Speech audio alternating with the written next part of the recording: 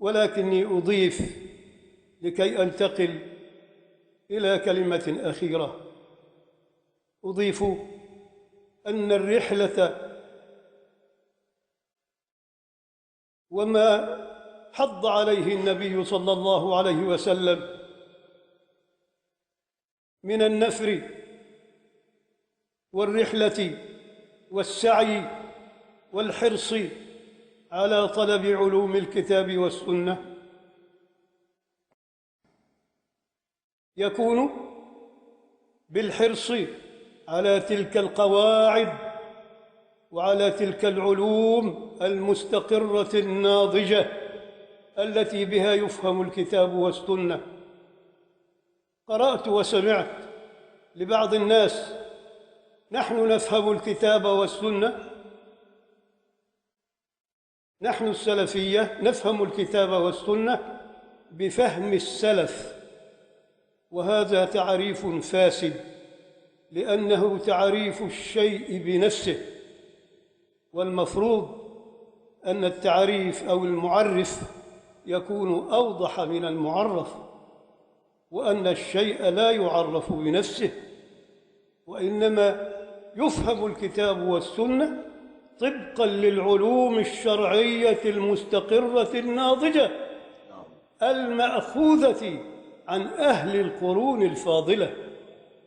فأبو حنيفة ومالك والشافعي وأحمد كانوا من أهل هذه القرون الفاضلة، فمن كان سلفياً حقاً فعليه أن يطلب علومهم وأن يفهم كتاب ربه وسنة نبيه صلى الله عليه وسلم على ما وضعوا من قواعد وما تركت العرب من لغة مستقرة عالية شريفة لا يماثلها في اللغات شيء، ولم يحي في العالم لغة باقية إلا لغة هذا الكتاب الكريم.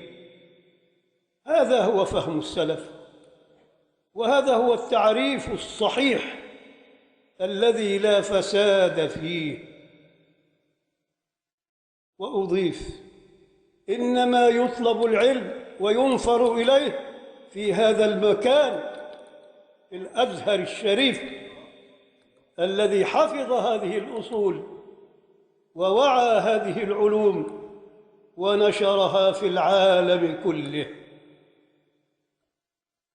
لقيت يوما، وهذه كلمتي الأخيرة ما دمتم شجعتموني على الكلام في حضرة العلماء، لقيت شيخا من شيوخ السنة فنظرت في وجهه وقلت: صدق رسول الله صلى الله عليه وسلم. فأدرك الشيخ بوعيه أني أعني قول النبي صلى الله عليه وسلم: نضر الله امرأ سمع مقالتي فوعاها فأداها كما سمعها، فرب مبلغ أوعى من سامع. من واجب طالب علم رسول الله صلى الله عليه وسلم أولاً السماع والتلقي الدقيق عن أهل العلم بالسند الموصول ما أمكن ذلك، ثم الوعي، والوعي درجتان: يعي كلمات النبي صلى الله عليه وسلم لا يخرم منها شيئا، كما كان يقول أصحابه رضي الله عنهم: سمعت أذني ووعى قلبي. فهذا هو الوعي الأول. ثم الوعي الثاني يتفاوت فيه العلماء، وهو الفهم والبيان، ثم الدعوة ونشر العلم على الأصول وطرق الفهم والتفسير التي وضعها أئمة القرون الفاضلة، وليس من يأتي بعد ذلك في قرن سادس أو سابع أو ثامن، فكل أولئك أتباع يجرون على النهج الأول. ما دمتم تقولون نحن نتمسك بنهج السلف وطريقة السلف وهم أهل القرون الفاضلة. الوعي الثاني يتفاوت فيه الناس، ولكل حظه من فضل الله تبارك وتعالى لا حرج فيه، فرب مبلغ أوعى من سامع.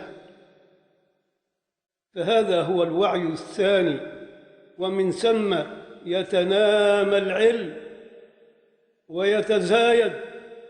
سنريهم آياتنا في الآفاق وفي أنفسهم، بالسين، سين المستقبل، سنريهم آياتنا في الآفاق وفي أنفسهم حتى يتبين لهم أنه الحق.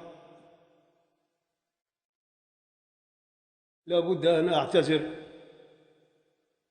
بعد أن سمحت لنفسي بتلبية الطلب والاستجابة لهذا الكلام، وأرجو أن لا أكون قد تجاوزت، وأصلي وأسلم على رسول الله صلى الله عليه وسلم.